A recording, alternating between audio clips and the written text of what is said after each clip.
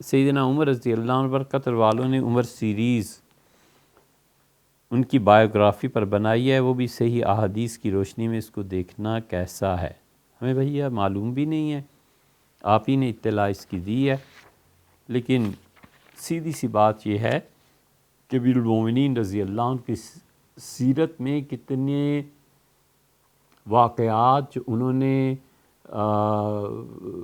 انہوں نے فلمائز کیے ہیں، ان کی کیا گارنٹی ہے؟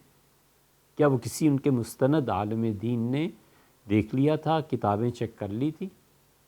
سیدنا عمر رضی اللہ عنہ پہ بہت جھوٹ بولا گیا، بہت جھوٹ، اور خلفاء میں جتنی ان کی سیرت لکھی گئی ہے کسی اور کی نہیں لکھی گئی۔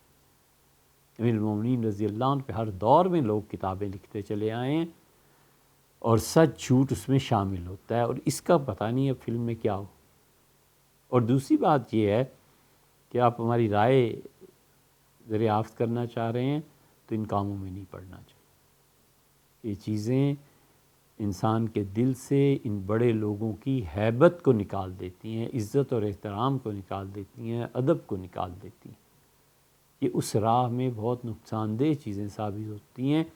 کوئی ایکٹر کسی میں کچھ کردار ہے، کسی میں کچھ کردار ہے، سیدنا عمر رضی اللہ عنہ کی جو محبت اور جو ان کی عظمت اور جو ان کی بلندی اہل سنہ کے دل میں ہے، اس طرح کی حرکتیں اس کو ڈیمیج کرنے والی ہیں۔ یہ ذاتی رائے ہے، ممکن ہے صحیح ہو، ممکن ہے غلط۔